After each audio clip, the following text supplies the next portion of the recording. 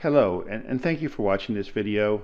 Today's title comes from the situation report from the World Health Organization that they released today. They pointed out that it's been 100 days since the World Health Organization was first notified of this disease. So 100 days ago, the Chinese authorities notified the World Health Organization that there were cases of a pneumonia with unknown cause in China.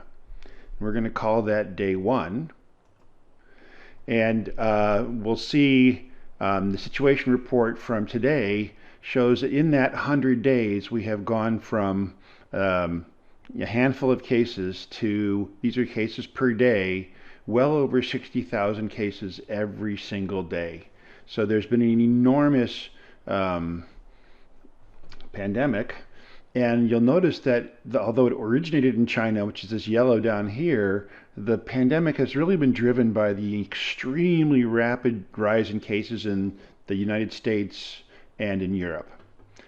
So we'll talk some more about that. So day 1, December 31st, 2019, the World Health Organization was informed of the cases of pneumonia of unknown cause detected in Wuhan City in Hubei province.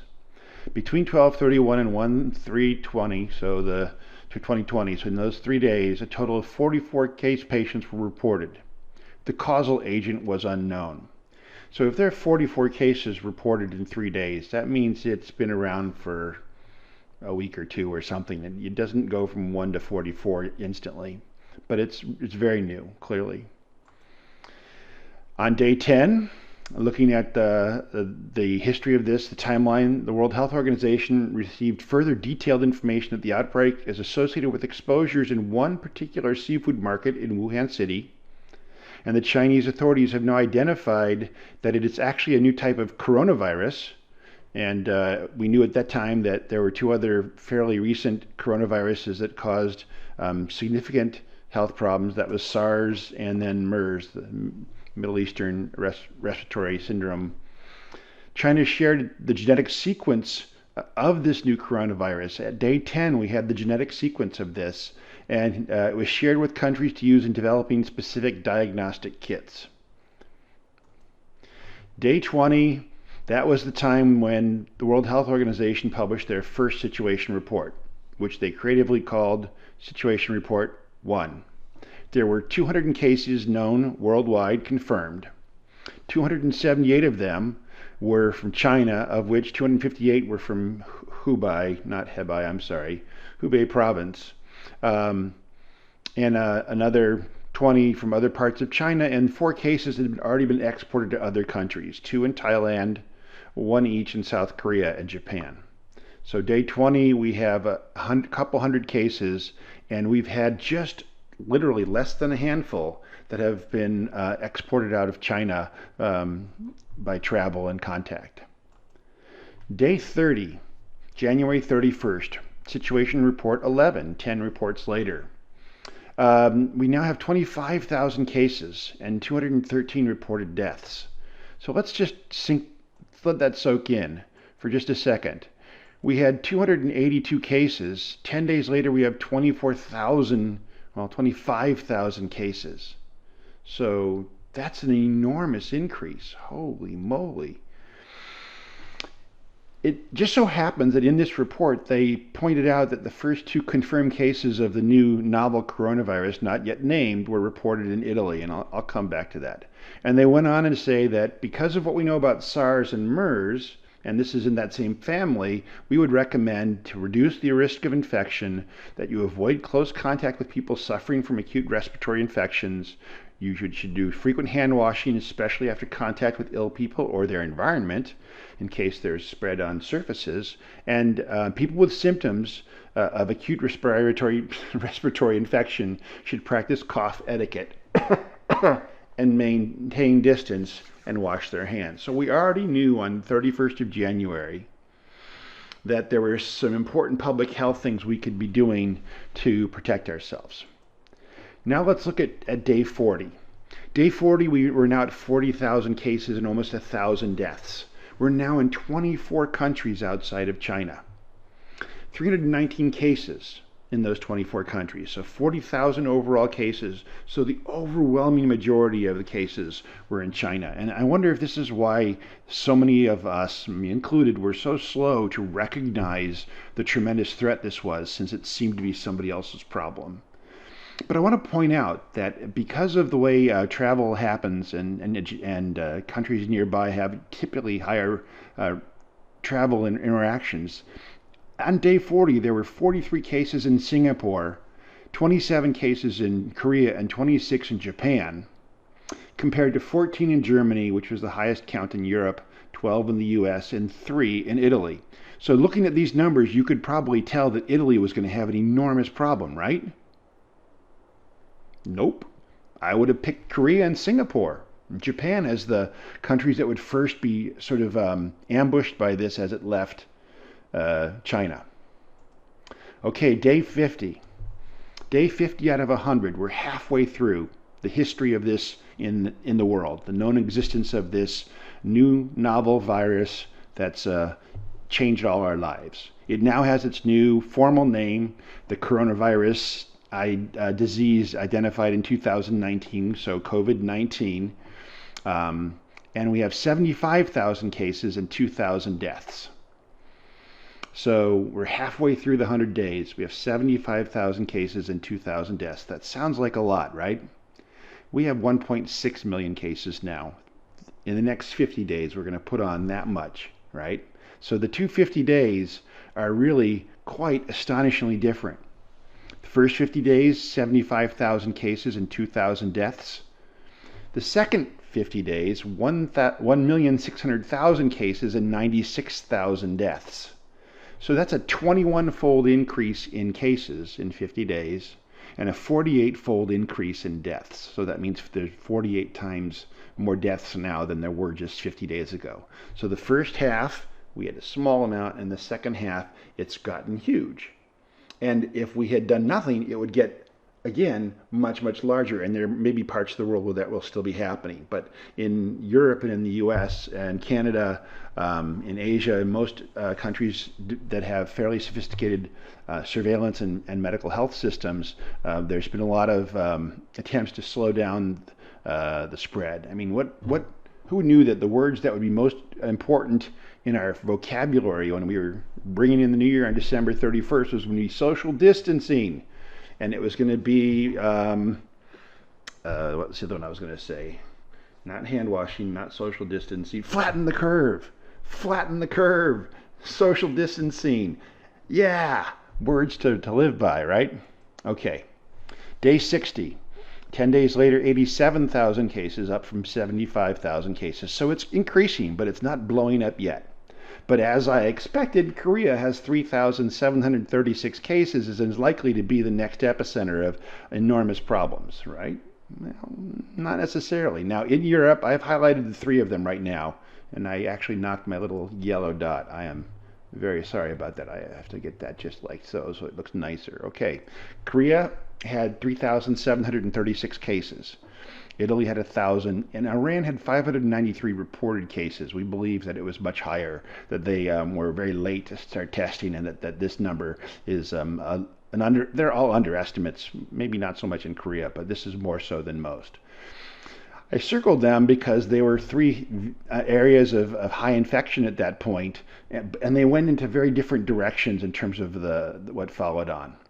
Also, if you're from the U.S., this is March 1st, the beginning of March Madness. March Madness is the college basketball tournament that takes all of our attention in March because we need to bet on all the teams and try to fill out our huge 68-field bracket. And March Madness got canceled just before it got started. And at that time, there was a lot of pushback, a lot of concern that we were overreacting.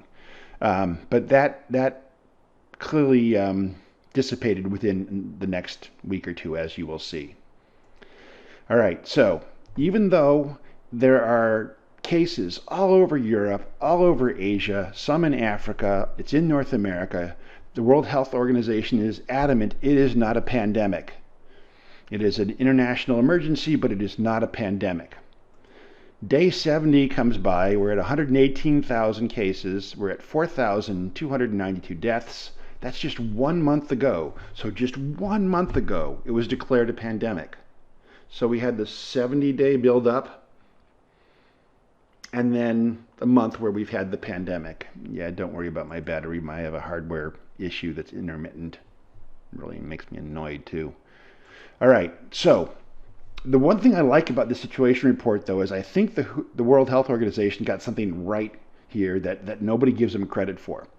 The World Health Organization has been assessing this outbreak around the clock, and we are deeply concerned both by the alarming levels of spread and severity and by the alarming levels of inaction.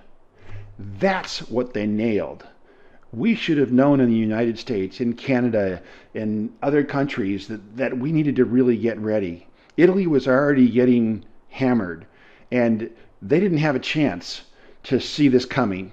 We saw it in Iran, we saw it in Italy, and we had alarming levels of inaction.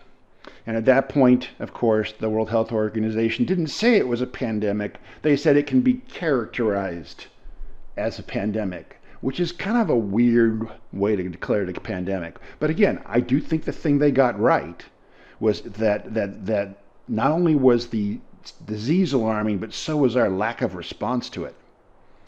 So day 80. So we're looking at 260,000 cases and 11,000 deaths. Both of those things have doubled in 10 days.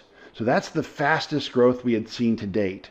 So in the 10 days between 70 and 80, the number of cases went from around 130,000 to 260, and the deaths from around 5,000 to 11,000. And notice in the graph of daily cases, this is not cumulative cases, this is cases per day, that the Chinese outbreak was actually severe, but whoa, it is nothing compared to what is starting to happen in Europe just over those last 4 or 5 days or week. Those bars are the ones that were the week before. So day 72, 73, 4, 5. That's when things really got terribly desperate in Europe. Day 80, that's 20 days ago. All right. So day 90, we've now got 750,000 cases worldwide and 36,000 deaths. That's 10 days later. The U.S. is now the world leader in cases, and both of those numbers tripled in 10 days. So the 10 days before it had doubled, and then now it's tripled. So it's gotten six-fold bigger in 20 days.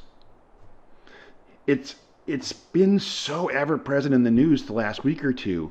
The numbers are just so phenomenally large that we don't even look back and realize that they're only 2 weeks old. These numbers. 4 weeks ago, it wasn't so bad yet. It was coming, and we were in trouble. Don't get me wrong. But wow, was that ever fast. Day 90. Day 100. 1.6 million cases and 95,000 deaths. What's interesting is that the cases have doubled, but the deaths have tripled in the last 10 days. Why might that be? Is the disease getting more virulent? Are we getting poorer at treating the disease? I think the answer to both of those questions is no. I think what we're seeing is it takes quite some time for the disease to run its course through an individual. So we typically see a 5 or 7 day incubation period before the symptoms show. And typically the disease can last 5, 10, 15 days in a person. And usually the people start getting into really significant respiratory trouble, if they're going to have that, 5 or 7 days after symptoms have started.